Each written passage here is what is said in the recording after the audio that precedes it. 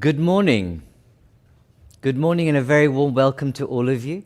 My name is Dharmendra Kanani. I'm Director of Insights here at Friends of Europe and your moderator for this conversation with a significant commissioner on a significant issue that will affect Europe and its neighbourhood for decades. We're here to talk about Africa-EU relations. It gives me a great pleasure to welcome Commissioner Jutta Urpilainen, who has a huge portfolio. She's covering many countries and many issues, and I'm very pleased that she's made the time to focus on this particular relationship. And like any relationship, it has a history. There are dynamics of power. There are issues around trust and whether actually there'll be a commitment as we move forward and how honest will we be with each other. On that note, let me invite Commissioner Jutta Urpilainen firstly. Jutta, thank you very much for being here and joining us. I want to kick off firstly with the fact that, and as I have with my conversations with other commissioners, is about the fact that this period of time, as people describe the COVID crisis, but the crisis in our economic and social and political system has probably been one of the biggest leadership challenges for you and many other leaders. Can you start a little bit by saying how that's affected you in terms of your own leadership and the issues that have, that's resonated for you as a commissioner in this particular time of crisis? Jutta, over to you. Thank you, and good morning. It's great to be here with you today, and thanks for the invitation. Yes, definitely, this has been very, very interesting spring for all of us, I assume. From my perspective, you see that I have 126 countries in my portfolio. And of course, as I started as a commissioner in December, so of course I plan to travel all over the world during this spring, visiting my partner countries. But unfortunately, COVID hit and everything changed. So I have been working from home over 2 months, and of course it meant that no traveling. But it also meant that I had plenty of phone calls, plenty of VTC meetings around the world with the partner country leaders. So I would say that it has been very challenging time, of course, especially because I have two very, very small children. Oh my goodness. But, okay. But yes. So I know how to combine the family life and working life. But to be very honest, I think it also has shown that that we really need to work together in order to tackle this kind of a crisis. And maybe we have an opportunity later on this discussion to discuss what we have done as the EU. Really fighting against this COVID-19, not only in Europe but also in our partner countries. Yes, I look forward to listening. Thank you for I think this so well yourself in the kind of structural discrimination, gender discrimination we have. We often overlook that women, especially yourself, are able to juggle both the childcare, everything else, and do the job you do, and spend 18 hours a day doing it. I don't know how you do it, but a power to your elbow. Jutta, you've recently been to Africa, and one of the things, obviously, the purpose of this conversation is to understand from you, as I describe this relationship, which has a history, which has a lack of trust, which has a very clear power dynamic from both perspectives, that needs to improve, change, get better, and have a better kind of commitment. And it's like any other relationship. But as you tell me how, in terms of your portfolio and this Commission's approach to Africa-EU relations, can you start by just saying a little bit about your recent trip to Africa, because you've just been to Burkina Faso. So that I hope, would have been quite a moment of reflection. But let me not speak for you, but I'd like you to talk about that as you then move on to how does this relationship change for the better in terms of Africa-EU relations. Jutta, over to you. Thank you. Yes, actually, I was in Burkina Faso last week, and it was this kind of a humanitarian air bridge flight where we, the idea was that we really try to help our partner countries, especially in Africa, but also in Asia and in Latin America. So we took there, a lot of medicines, different kind of equipments, but also humanitarian aid workers. And I had honored also to met the president of Burkina Faso. So I had a very good conversation with him in Burkina Faso. And then, of course, I heard a lot of about the situation in Burkina, but also in the Sahel region. What is the security situation? How is this, healthcare functioning? How are they able to fight really the COVID-19 in that region? But what was important to me as a person and as a politician was also that I was able to meet ordinary young people in Burkina Faso in order to really, get their reflections. How has this COVID-19 crisis affected in their lives, and also get their feedback to the work the European Union is doing in that region. And for me as a politician, it's always very important to hear those stories, so that I'm able to understand that it's not only the politician perspective or the perspective which is provided to you by the leaders, but it's also ordinary citizens, especially young people who are telling their stories, and I have to tell you that those stories are very impressive. And if I just need to raise one point from that, it's definitely their wish is to be part of the society. They really want to be part of the society. They want to engage. They want to participate. And I think if we think about Burkina Faso, for instance, the coming elections in the autumn will be very, very crucial point for that. That people are able to be heard in a way that they are able to participate. But generally, from my portfolio perspective, I would say that immediately when we realized that this COVID-19 will be a global pandemic, we started to, this kind of a huge exercise with our partner countries, where we really, were studying that what we could do in order to help our partner countries to fight COVID-19. And I'm quite proud that in the beginning of April, we were able to adopt this kind of a Team Europe package. So it was prepared together with the member states, but also with the European financial institutions. And then, of course, the process was led by the European Commission. And the total amount of Team Europe approach or package was, at that time, it was a little bit over 20 billion euros. And then, it has the funding has increased so that in the beginning of June, the total amount was 36 billion euros. And the idea was that, through this package or approach, we have, contributed to 3 different areas or sectors in our partner countries. So the one is, of course, humanitarian help. And of course, one example of that is this kind of humanitarian air bridge, which is, and these flights we just had last week, one to Burkina Faso. Then the second one is that we really try to strengthen the healthcare system, but also the food security in our partner countries. And then the third area, which is, I think, the most challenging in a way, is that we really try to help our partner countries to mitigate the socio-economic consequences of COVID-19. And this is the 3 areas we have been working on. Okay. And of course, now there is a time to implement that package through our delegations around the world. And, Sure. And of course, we are following that process very carefully. Thank you. And I find it amazing. I'm glad you raised that point about meeting young people.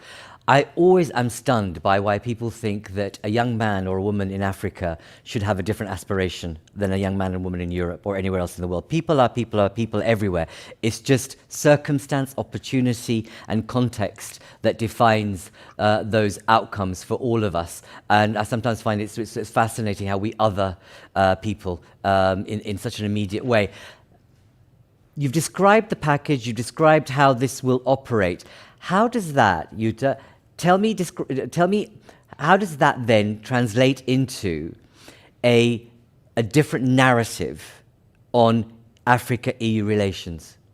Very specifically, because I think people want to hear in reference to those particular issues I referred to in terms of trust, honesty, commitment, power sharing, whatever you know, in terms of a different dynamic. Tell us a little bit about what you're planning. Thanks. I just wanted to add something concerning young people, because you see, I was very young when I went into the politics. I was 27 when I was elected to the Finnish parliament, wow. 32 when I was elected as the chair of the Social Democratic Party in Finland, and 35 when I was nominated as a finance minister and deputy prime minister. Right. So for me, it's very, very important to engage with young people, because I see that they really, you know, have enthusiasm, and they really have also ambition, and they really have something to give also to their societies. So that's why I have taken this kind of decision that in every mission I make, I always meet young people. Good. And I have done that, and I'm taking care that I will do that also in the future, because I think it's important that we don't only meet leaders and politicians and civil servants, but business representatives, but also, you know, we meet ordinary citizens and especially young people. So this is important for me. And that's I think that's key. But doing that also, if I may interrupt, is that sometimes it's orchestrated, and I hope that you take the opportunity simply to walk about and meet young people in their setting without it being structured. But sorry, I interrupted you. Over to you to actually say your piece about the new Africa-EU relationship. Now, only, if you allow me, just a few words about the partnerships. You know that my title is new, so this Commissioner for International Partnerships, and how I understand it is that we want to build up equal partnerships, of course, with Africa, but also with other continents, because as I explained to you, there are 126 countries in my portfolio, so not only Africa, but worldwide. And so that we don't see our partner countries through this kind of a donor-recipient partnership, but more like an equal partnership. And it means that there are huge challenges in front of us. For instance, climate change, or digitalization, or security challenges. And we see that in order to tackle or fight these, win these challenges, we really need to work together. And that's why we adopted this new Africa strategy in the beginning of March. And there are these 5 areas we described. We really want to strengthen our partnerships. And you see that this is a process. So we started in March. Now, my original idea was that we will have a very broad consultation process, lots of events in Africa, lots of events also in Europe. Unfortunately, COVID-19 changed the plan. But I'm happy that today we are able to launch this consultation process through online, and also have this serious debating Africa. So that my idea is that the strategy was in a way the beginning of the process. It was the start of the process. And now we want to really listen to the NGOs, civil societies, young people, old people in Africa, in Europe, in order to get their reflections. And then hopefully in the end of October, when we are having the African Union, European Union summit, we are able to adopt then our joint political statement. So this is the procedure, and I'm really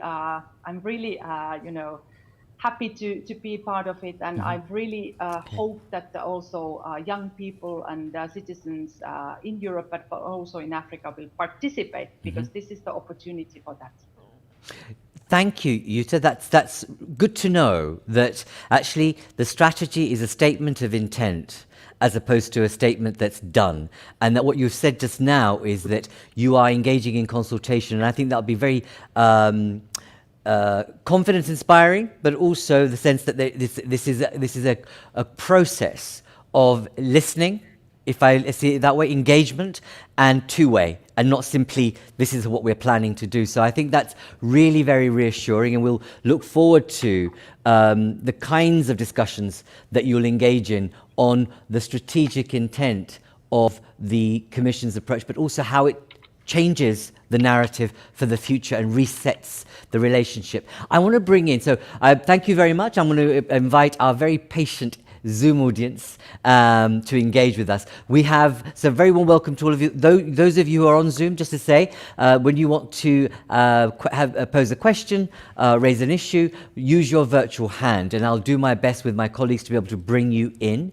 We also have a live stream audience, and those of you who want to ask a question of the Commissioner, you can do so via Twitter, hashtag FOE debate. So that's what you need to do to engage. I want to bring in some young people's voices. Now, before I do, I should say that we had planned to have the youth envoy, Aya Chebi, here, but she's had really difficult issues with her internet, of all things, in Addis, and so is not able to join us.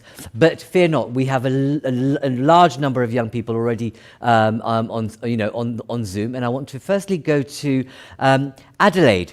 Adelaide, can you hear me? Adelaide Hirva, are you there? Can you hear me? Ah, there you go. Hi. Hi, can you turn your volume up? Can try this. Okay, say something. Sorry, so I can see. I can check. We can hear you. Welcome. Please do introduce yourself, Adelaide. Hi, my name is Adelaide Ihwe. I am the project manager for ACP Young Professional Network and the Secretary General for the African Union Diaspora Youth Initiative here in Europe. I'm finding it very hard to hear you. I'm just going to ask colleagues, you just need to speak up. So I don't know because my mic is in maximum now. Okay, just, yeah, okay, sorry. We'll try our hardest to listen. Can you take someone else and then I will just try to switch maybe. I can hear you. Okay, the Commissioner can hear you, so you're fine. Go on, carry on. Good. Okay. That's what matters. Go on. Sorry. Yes. So I was not ready to ask a question yet because, but first of all, thank you for the consultation and for committing to hearing young people.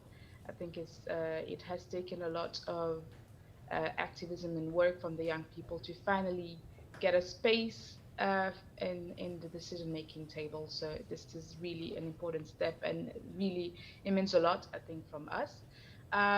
In the context of the new, the negotiation going on with ACP EU, the renewal of post-Cotonou and also the renewal of the AU-EU relationship. So we put together a wish list, a youth wish list of ACP youth wish list, with a few points that are based on years of activism across ACP region and EU regions. And I cannot go through all of them because they're 10 points, key points. But again, it's a renewal of our call for young people to be even more included. At EU level is a call for more inclusivity in the young people that have been invited to the table. It's also an invitation to review maybe some of the method of funding young people's activities.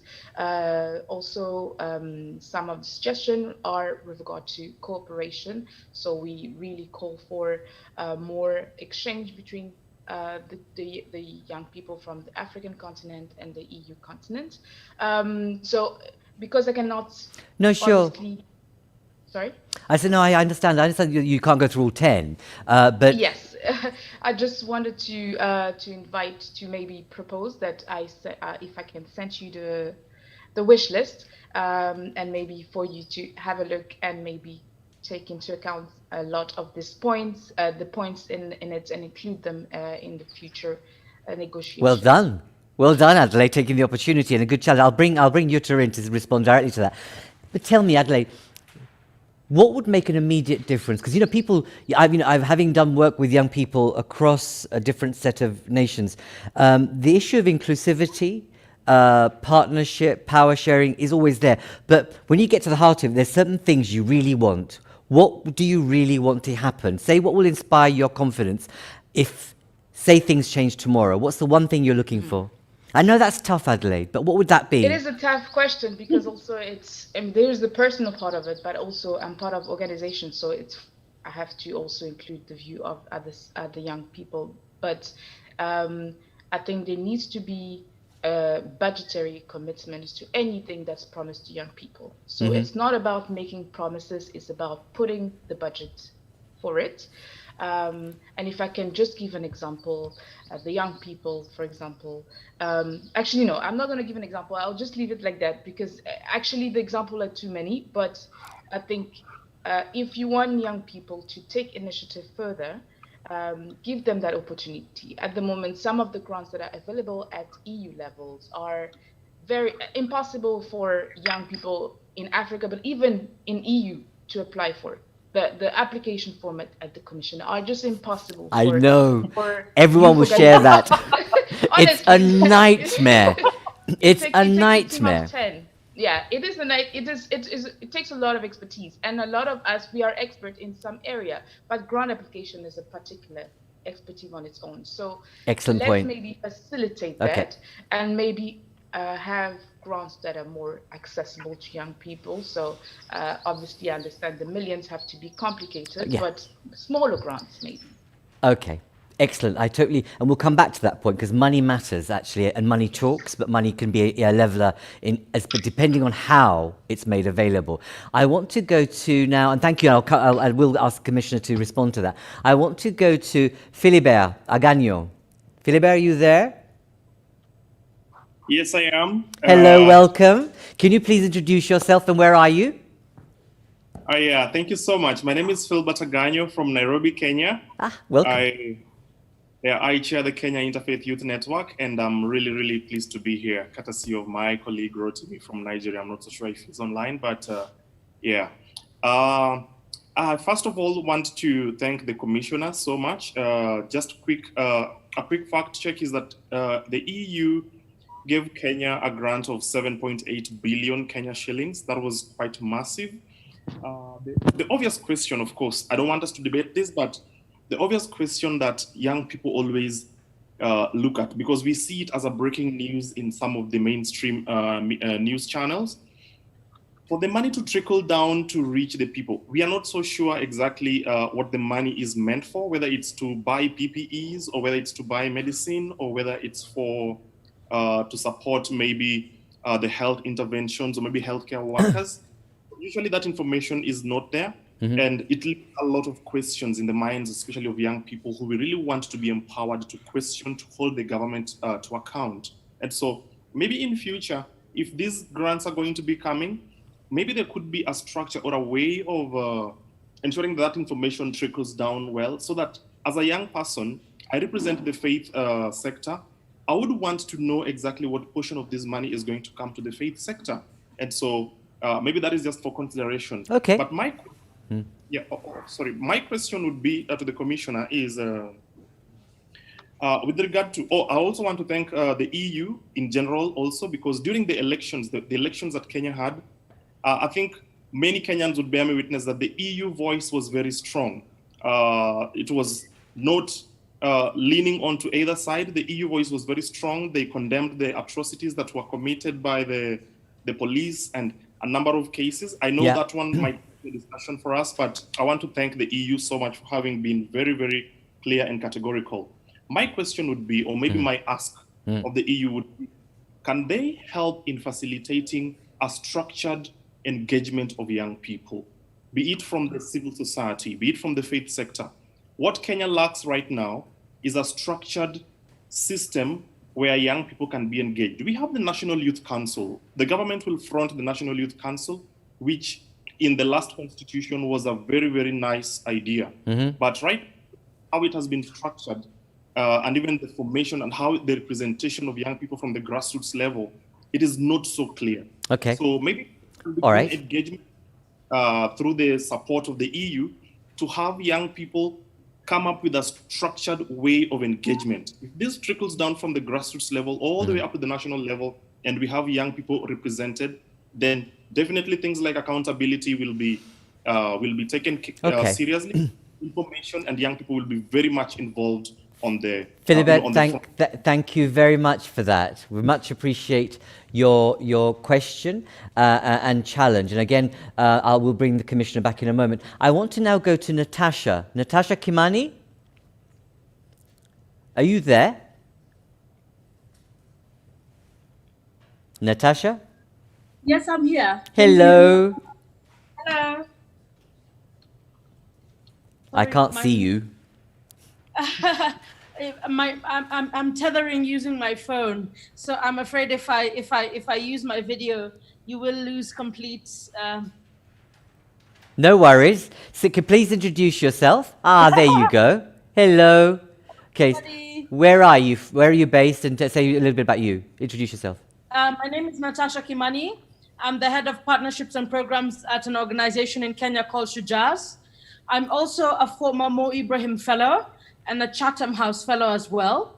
I am keenly focused around gender issues, gender representation and responsiveness, but most importantly, the representation of 15 to 24-year-olds in different spaces, getting their voices heard, getting them to engage, and ensuring that policies reflect their everyday lives. Yeah. Okay, carry on. So I think what I'm quite keen to hear, and I've really benefited from the conversations that are taking place, is how we are going to ensure that the voices, especially of marginalized young Africans, are included in these conversations. How are we going to collect the data? How are we going to ensure that we are engaging them in conversation? Are we going to be using social media? Are we going to be using WhatsApp? Are we going to be using more analog approaches by telling stories via radio, via USSD platforms, reaching out to them and hearing what future they would like to paint for themselves and their counterparts in Europe? And just ensuring that as we develop a strategy or plan and map a way forward, we're doing it knowing that we have the voices, the collective voices and representation of young Africans across the political and financial divide. Okay, Natasha, so let me push that back to you a little bit. When you say marginalized young Africans, what do you mean? And secondly, what would you like the Commissioner to do? So you've asked her what kind of, social platforms, media. What do you want? And who are marginalized young Africans in your mind? I think when we speak about marginalized young Africans, we are speaking about mostly young Africans who are in the informal, peri-urban and rural areas across the continent. Okay. And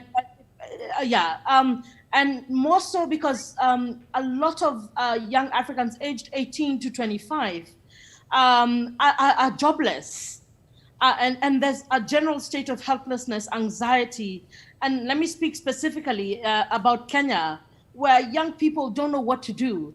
And this has been made worse because of this particular crisis. So creating opportunities where young people can feel like they have a sense of ownership, belonging, creating programs where young people's voices can be the lead, the center, creating programs where young people can actually be the architects of these particular programs. Okay. How do we get young people to design programs and engagements that reflect their everyday lives? Okay. How do we, Sorry, I'm conscious of time, and we have got so many people who want to come in, which is great news, but we only have an hour. But I really do thank you for coming in from different parts. So Jutta, back to you. Someone has a wish list and they want a response to that. More structure. When you're putting money out there, how are you making sure that civil society knows about it? And what kind of forms of dialogue are you going to be looking for and making sure that actually you get to the right level, but also the types of voices that need to be heard? Over to you, Jutta. Thank you, and thanks for these important interventions and also these questions. Firstly, if you allow me to very briefly inform you about the post-Cotonou negotiations, which are going on at the moment. And actually, I would say that around 95% of the negotiation or agreement text is already endorsed, but still there are, some very political sensitive questions on the table. But my real try is to conclude the negotiations by the mid of July. I'm the chief negotiator from the EU side, and from the ACP side, the chief negotiator is Robert Dusset, who is the foreign minister of Togo. And we are on daily basis discussing and really trying to reach the compromise. But of course, I'm willing to get this wish list, and see whether there is something we could still do on these wishes.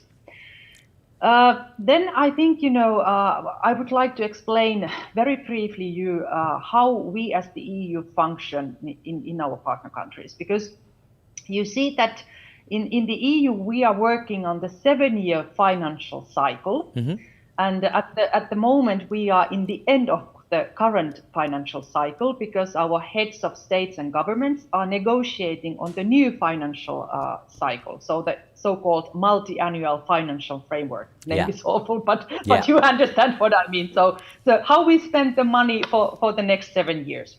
And of course, as soon as our member states have an agreement, so they have decided how much funding the EU will get from the member states, so then we can start programming. So we can start to see that, okay, we plan how we are going to allocate and direct the funding in our partner countries through these development cooperation projects. And what I have now structured is that in our delegations around the world, but especially in Africa, our delegations would have a dialogue with young people in that country, but also with the civil society representatives, so that we are able to hear their views, their wishes, also their input before we start programming. Because I see, and I think it was maybe Philippe or Amelie, I'm not sure who raised this aspect that young people should be able to be part of the preparing process, so that you can be part of the designing, in a way, the project in our partner countries. And I fully agree with you, because you know the best, what is the situation in your countries and what do you need what is the most needed, in a way, issues in your country. So where to allocate the funding. So this is something new, and I really have pushed hard towards our delegations that they should organize these kind of dialogues or consultation events, or how do you call it, in a way to really get the feedback from young people and also civil society organizations, which are also very, very important partner for the EU. And then, through these development cooperation projects, then we work together with the national government and also the civil society organization in our partner countries. And I think it was very important what Philip actually raised. And I just wanted to say that I was in Nairobi in December. I had a great meeting with the young representatives in Nairobi, politicians, civil society activists, but also business representative. And I think this idea that we should be more transparent in order to explain that what are the results of these developing cooperation projects, and how do we really spend the funding in our partner countries. I think it's important, of course, for the citizens in our partner countries, so that they know that, okay, this is the project funded by the EU. But I think it's also important for the European citizens in order to explain them that, okay, because you have to understand that the money we use in partner countries is taxpayers' money. Taxpayers' money. Europe. So I think it's important also for our taxpayers, our citizens, to explain that, okay, this is how we use your money, but you can also see the results. So I think they need to see the value in a way, the added value we have been able to achieve through these projects and this funding. So I think this transparency is a very important thing. And then lastly, I fully agree with you that we need this kind of a structured engagement, and this is something I'm looking for. And if you have good ideas, I think it was Felipe who raised this concept of youth council. Mm-hmm. I was myself. I was active in youth council when I was a young people in Finland. Or I was young in Finland. And I think that's a one way, of course, to participate. But I think if you have some ideas how we could really, in a way, to engage young people to be part of the policy making, but also the decision taking, I'm very happy to hear your ideas and also support them. Thank you. Jutta, thank you. So, we have you on record. I'm going to be challenging here. You've actually said, so the Adelaide, you're going to have your wish list read. It may not be incorporated, but at least you're going to get the eyes on it. And I think the issue that's really important is all of you who are young people in this audience, take up this opportunity. If you're just saying, if you've got ideas for more structured dialogue, say it, share it, put it online and send her emails or put it anywhere you need to, but just make that voice heard in terms of what you think structured dialogue should be about.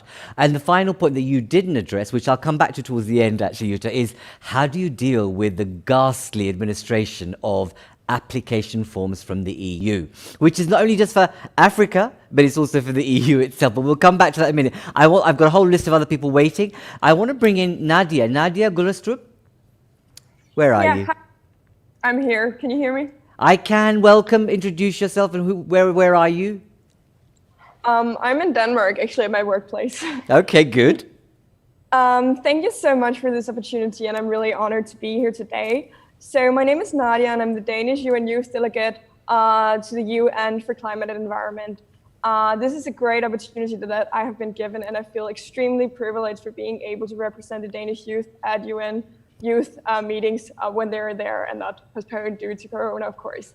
But with this privilege and with this responsibility, I also feel like, that I have a responsibility to give other young people the same opportunity, which means that as a youth delegate, of course, my biggest concern is climate change and what I'm trying to push for, but I'm also trying to push for even more involvement of African youth and for young people in the global south and for young people all over the world who are not able to get their voice heard.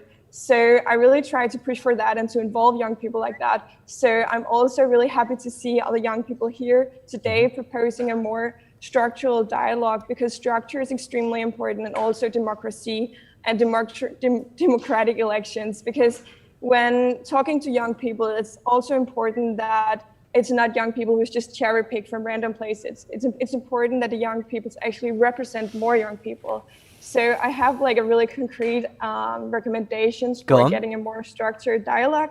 And that would be actually having youth delegate at all big summits. And of course, it's easy to me to say since that's what we have in Denmark, but it really works. And of course, it's not perfect in the beginning, but a proposal could be having youth delegates at the EU Africa Summit in October, where young people would represent the different countries, and where all the young peoples are also obliged to go out and talk to even more young people. So that would be the deal breaker for you. That's a very clear recommendation. But what you're saying is that you can't just turn up and be young. You have to work to make sure that you are speaking to others around you. And the privilege of that representation is that you make sure you're accountable, which is the issue that young people have about politicians. But Nadia, before I bring in others, from your perspective, how easy has it been, if you have done this or not, it's not a challenge, but how easy or have you reached out to young African youth networks in the role that you've been playing in? I I'm not alone in all this. And the great thing about youth involvement is there are so many really engaged young people all over the world. So I have collaborated a lot with UN major group of children and youth, and there's incredible young people there who knows and who has contacts all over. So it has actually been quite easy for me. So when it has been easy for me, it should also be easy for you. Okay, excellent. Thank you. Thank you for your question and your response. Hane Beza? Yes, thank you. Thank you so much for bringing me in. I was sharing a few thoughts on structuring the Just introduce yourself and tell me where you are, please. Sure. I am Hannah. I'm from Morocco, and I'm currently based in Kigali because I work as a project manager in charge of startups and ICT ecosystem for the Smart Africa Alliance. Thank you. So I was sharing a few thoughts here on the structuring of the dialogue with the youth. I believe we need to build upon what's been done already. If you take movements like the IFO policy movement, for instance, that brought together creatives and entrepreneurs from the continent, and they managed to co-create policies like Startup Acts in Senegal and Mali. I think this needs to be taken into account, and perhaps they will help as well because tools have been set and participatory democratic processes have been set up as well. And another thought that I want to share is that I'd love to see something similar to what France is doing currently in terms of a citizens' assembly for climate action, but at the scale of the Euro-African space, so between youth and the youth of both continents, basically. And I will be very happy to link anyone who's interested with all those organizations because they're doing an amazing job. Thank you. Do you think it's possible, Hannah, to have such a huge youth assembly from both continents? Which is a kind of dud question. I think it is very, very possible if we use tools. It's been done. Take IFO policy, for instance. A month ago, they've done a digital assembly bringing together 1,000 entrepreneurs from the continent. Great. Okay. Thank you. No, thank you. I need to skip on because I'm conscious of time, and we have literally got so many. We've got a list of people who are desperate to get in. I'm going to go to Martwa. Martwa? No. Okay, Benjamin, are you there? Benjamin Gunter? Yes, I'm here. Sorry, some technical issues. Don't worry. Introduce yourself and tell us where you are, yes, Benjamin. Thank you very much. I'm Benjamin. I'm from the European Youth Forum, the largest umbrella organization of youth organizations in Europe. And I'm sitting in my lovely flat in Berlin. Because I'm stuck here doing online and nice talks with you. And thank you for giving me the opportunity to give some little input. And I must say, I'm really impressed about Commissioner Urpilainen's very progressive and youth-friendly voice here. And that might be because she's coming from one of our member organizations initially with Allianz. Stop plugging each other. Now, come on, this is not about, a big love-in and a hug. Get to the point. Come on, Gil. It'll be good to, because I've got lots of people waiting. Yeah. So let me just very briefly give a concrete recommendation when it comes to meaningful participation, because we have been asking ourselves, and it's been raised by my colleague Adelaide from ACP-YPN, like what kind of structure we could actually see to facilitate meaningful participation. And in the past, there was something called the AU-EU Youth Platform.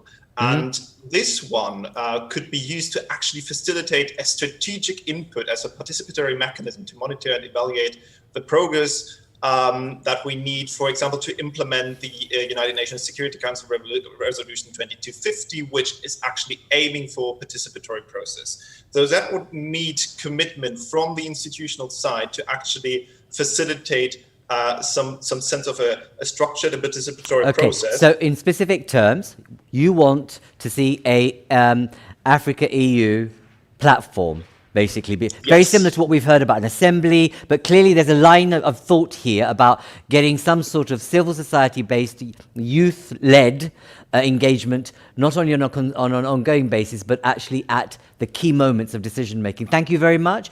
Commissioner, I'm going to come back to you. Jutta, I'm going to ask you to be brief if I can. I'm sorry, it's just that there's a queue of people, and I've got 15 minutes left. So, very specific recommendations to you. What's your response? Thank you. I have to say that I fully agree with your proposals.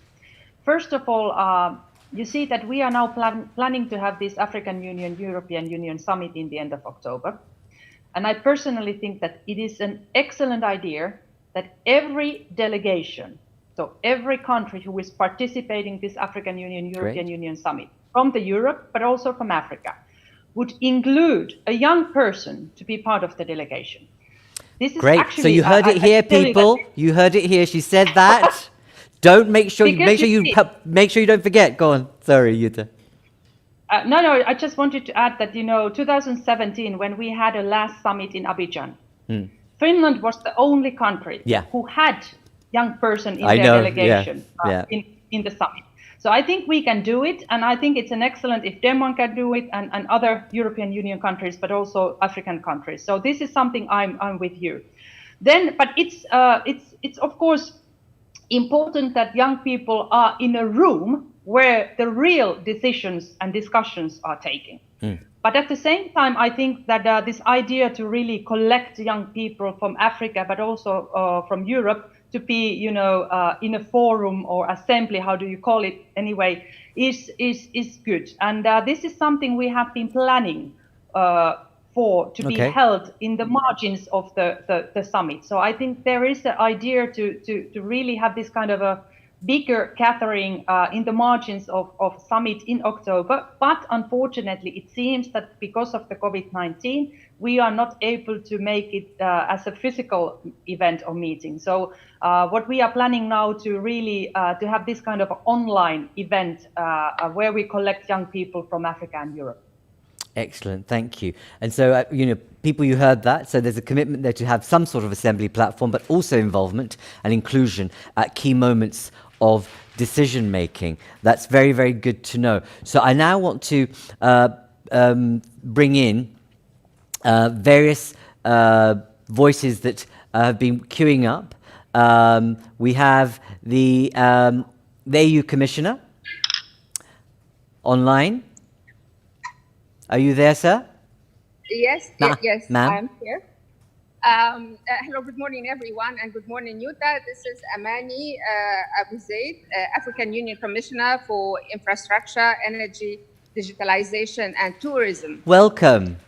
Good to have you with us. Hi, really thrilled by this by this conversation, and it's extremely useful to everybody and to all of us, to hear from young people. I heard so much about, the need to be included by young people, to be included, to have a structured response and plan, and it's a pity that Aya Shabi is not here. Indeed.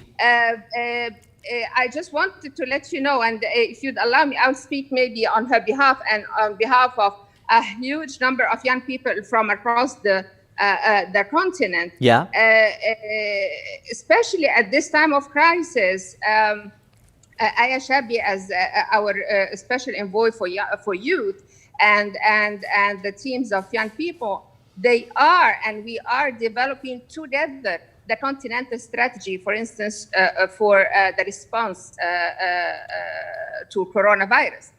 And it's called the African Youth Front on Coronavirus. And it's done with the African CDC, it's done with the African Union Commission. They meet regularly every Wednesday. They are developing this strategy.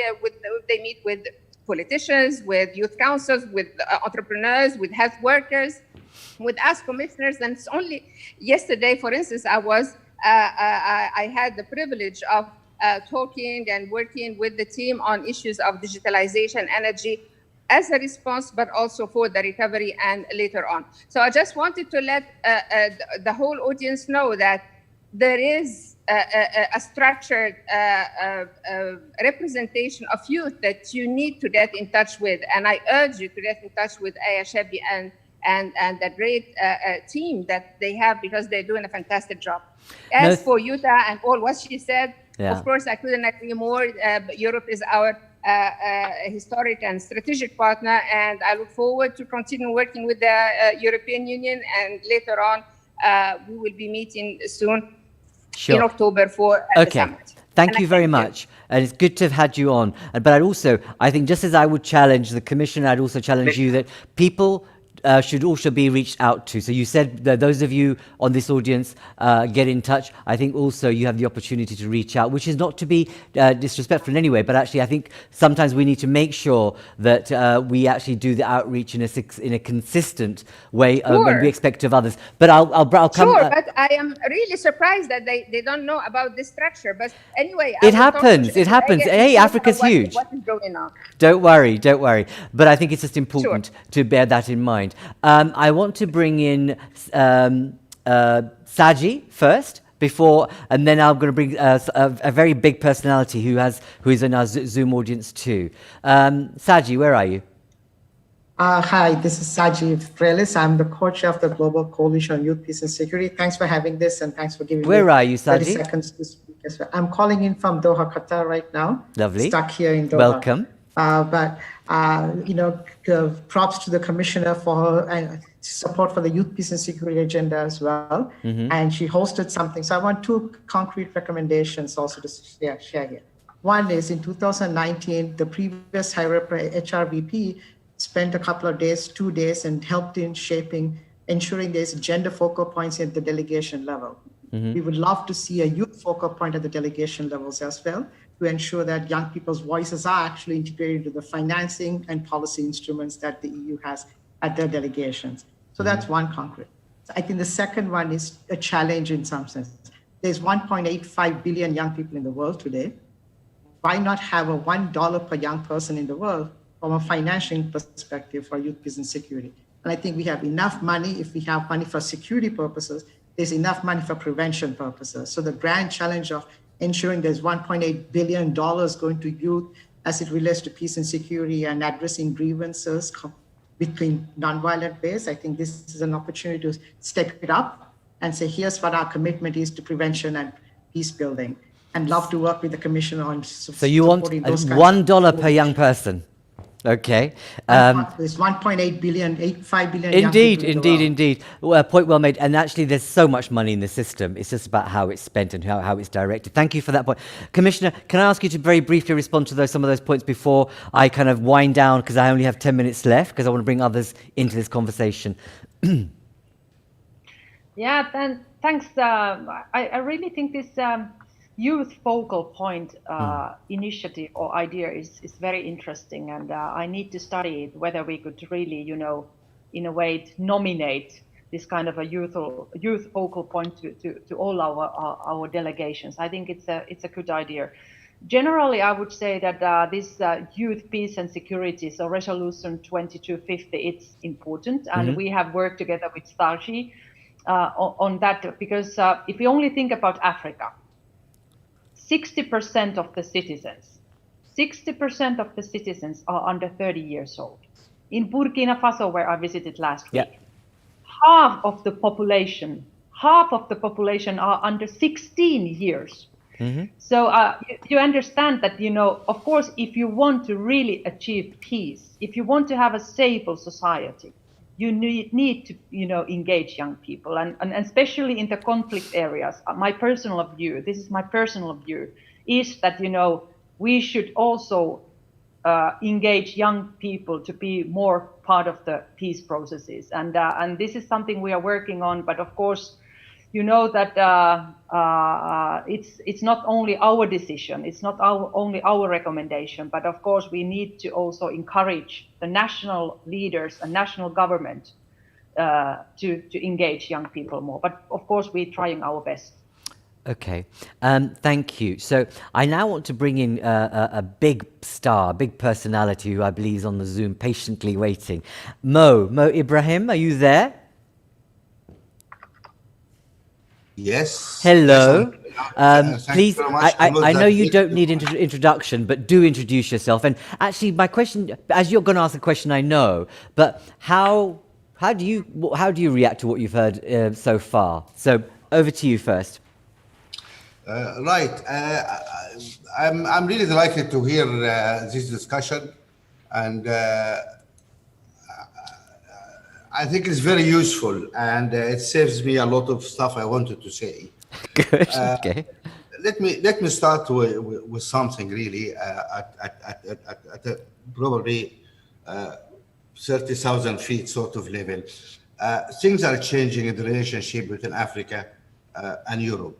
And one of the issues here is that in the past, the relation was seen essentially as relations between two commissions, European Commission and African Union Commission. That's the interface between the two sides. There is a problem with that interface because there's no equivalence.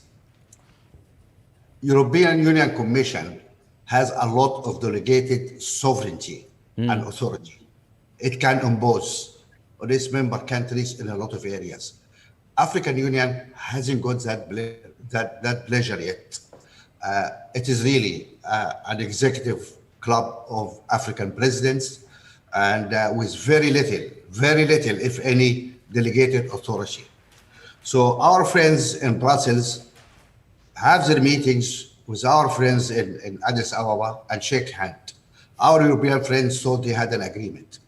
They didn't, because every African country has to ratify, agree or disagree. There is no way to execute across the continent, which is very sad. Of course, we are not yet the United States of Africa, but I hope at least we are able to delegate more authority to the African Union. We don't have your common markets, we don't have your common budget, we don't have all this stuff you have in Brussels. And that's something, unfortunately, many of our European friends in Brussels did not appreciate. Some started to appreciate. I see there's more understanding about this. Okay.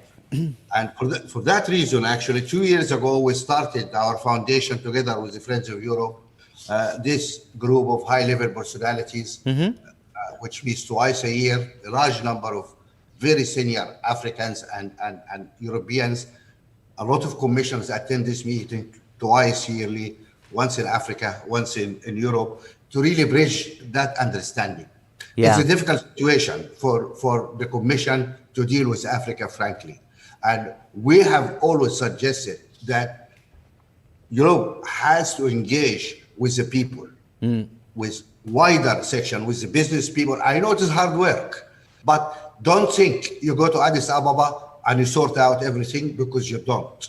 So don't waste your time. Yes, you need to have some relationship there. Try to get this post-Cotonou agreement over the line. Good luck.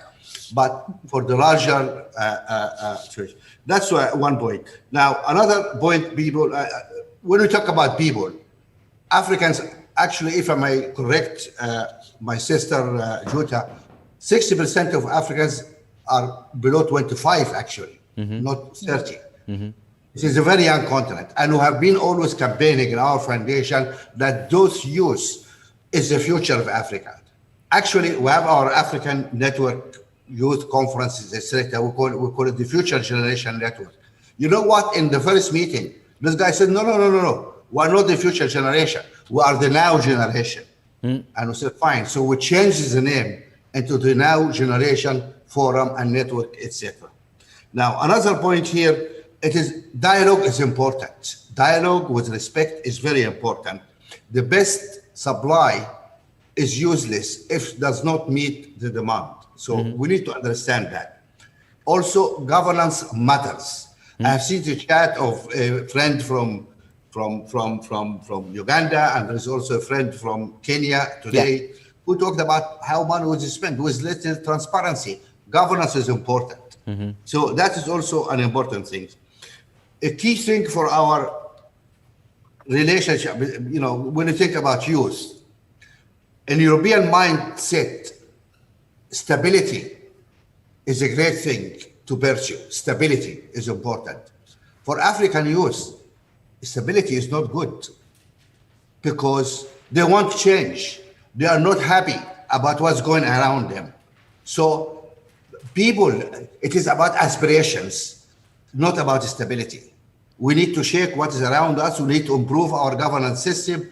We need to really do things much better, because we are, that is another point here I wanted to make. Thank you. I realize time is running out. I was hoping to come earlier to engage in a more effective dialogue, but I'm very delighted to hear these views, and it's nice to make the acquaintance of Commissioner Jutta, and I look forward for more dialogue. Thank you very much. Mo, thank you. And I hope you don't mind, because I wanted to bring as many young people's voices in who don't get the opportunity to interface with the Commissioner. And obviously you will get the opportunities, but your points are really, and the timing of them are excellent, because it needs a different boldness, but also understanding what the circumstances are and being able to eye them effectively and really be much more proactive in certain ways in how you deal with the situation. And I hope that in the high-level group personality discussions that you're going to be having, that this issue around creating digital platforms, being able to create some sort of Africa-EU youth dialogue, and to make sure that young people are represented in the delegations when they come into October will be part of the agenda, because it seems like that makes a recipe for a slight bit of change and in terms of the dialogue that we're having. I want to take two last questions before I invite Jutta to conclude with some remarks. Obina, are you there? Yes, I'm here. Hello. Hello. Good morning, everyone. I can hear you. Do introduce yourself and tell me where you are. Yes, so my name is Obina Onoha. I'm from Abuja, Nigeria, and I'm a public health professional, and I'm also affiliated with the One campaign. Okay. I also have a couple of my colleagues on the event. So just to introduce us, so we are active youths, professionals who are passionate about the mission of the One campaign, which is to end preventable diseases and also to eradicate poverty, so that people everywhere can have dignity and opportunity in their various life, basically. Okay. So quickly to my question. EU Commissioner Jutta, thanks for having us. So we had a discussion within our group of youth activists in Europe and Africa. Mm-hmm. And one of the things we agreed on was that health needs to be a bigger priority. Okay. You know, because of the COVID-19 situation and how it affects society in general. So I saw that in the EU strategy on Africa, there is already some very strong language about improving healthcare in African countries. And I know that the EU and Team Europe are doing a lot to mobilize health resources, COVID-19, immunization, and so on. Okay, but Obina, I need you to get to your point or a question. I'm so sorry, because I'm desperate running out of time. Exactly. So I would like to know if this strategy, which was written before the COVID-19 pandemic, how you would have to revise it in the light of all the lessons we've learned recently. Okay. And then, of course, being that there are 5 main pillars, how can you equally make health a strong pillar in that partnership, so that leaders in the future can be able to do... Tell me, what's your one ask in health? What would you like to see? You have the ear of the Commissioner. What's the one thing? So the one thing I'm looking at is stronger commitments to health, actually developing the primary healthcare systems in Africa. Primary healthcare systems in Africa. Okay, excellent. My last, thank you, and I'm sorry to cut you short, but I really need to move on. My last question I'm going to take is from Katarina. Katarina Neves, are you there? Yes. Thank you very much for the word. And it's a big responsibility to be one of the last to talk with so many great ideas having been said. Don't worry. Just introduce yourself and tell me where you are. I'm Katarina. I'm 24 years old and I'm in Portugal right now. Welcome. Thank you. So I'm part of the Young Mediterranean Voices alumni program by the Anna Lindh Foundation, and I have some of my colleagues here with me today. I wanted to talk about including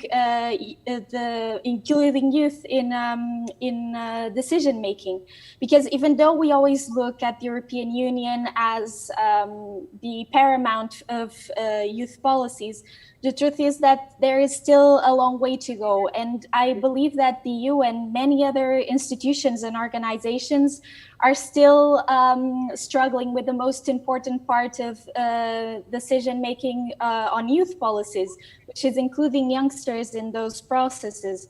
The consultations that the Commissioner is brilliantly carrying on are already a great first step, but please, Mrs. Commissioner, help us go a bit further. What would you, Katarina, I need you to kind of get to the heart of what do Yeah. you want? What's your one ask? I believe that I would go a step further than Yeah. Nadia and really ask for a EU youth envoy, because even though Okay. we talk a lot about youth policies, and we talk a lot about the UN Security Council resolution on youth peace and security, we don't think that youngsters in Europe are actually being included Okay. in that kind of process, in those kinds of processes, and like Adelaide said before, and make it easier, because we need more representation and Okay. more representativity in this kind of processes. So we would really like to promote, to ask for this, and ask to have a voice in our future, especially at this moment. Yeah, Katerina, you done well. It's a perfect ending. We started with more inclusion and a very specific question about decision making. Thank you very much. So, Jutta, Thank you. over to you to wind the conversation up in the best way possible. Obviously, I mean, I say that. There's a number of issues there. And, I'm sure you'll agree, it's such a rich pool of ideas and passion out there. But over to you before I wind up completely. Thank you. I'm so inspired. I know. when I see those faces on my screen, and listening to these very wise young people. 3 points I would like to make. The first one is that the role of the healthcare, the healthcare systems are of course crucial, and this COVID-19 crisis has really proved that. And what we would like to do is that now in the next programming, because I explained you this financial cycle and how do we start to prepare our next projects for the partner countries. Yeah.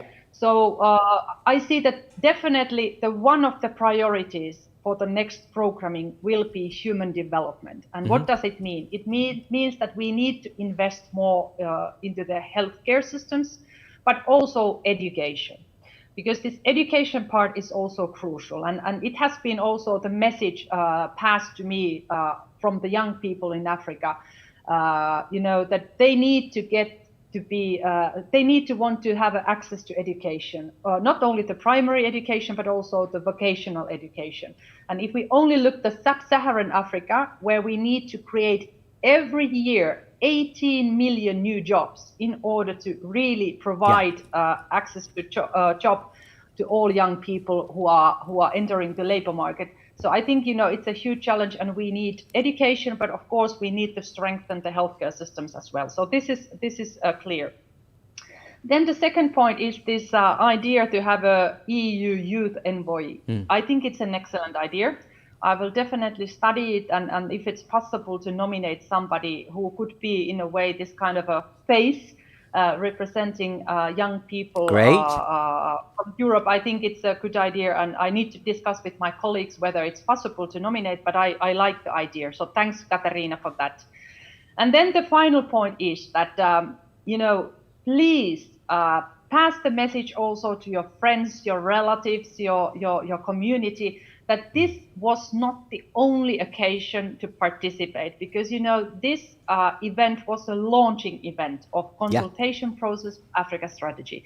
So there will be plenty of occasions in the future. Debating Africa Syria is of course a great opportunity, but then we are planning to organize a different kind of online event. So I really hope that you will be there also in the future, because as you can see, your voice is heard. So that's why I want to encourage you to participate also in the future. Thanks for this. This has been a great honor for me to be here today.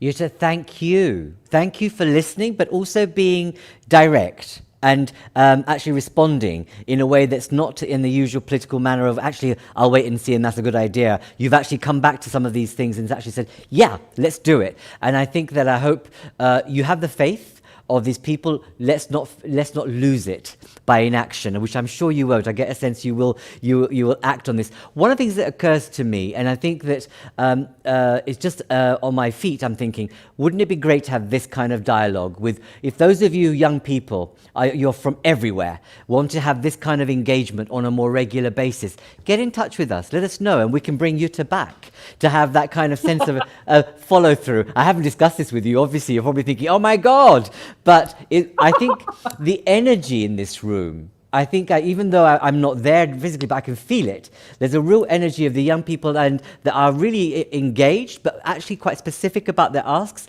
And it's a nice way of rounding off a sense of accountability and ongoing dialogue.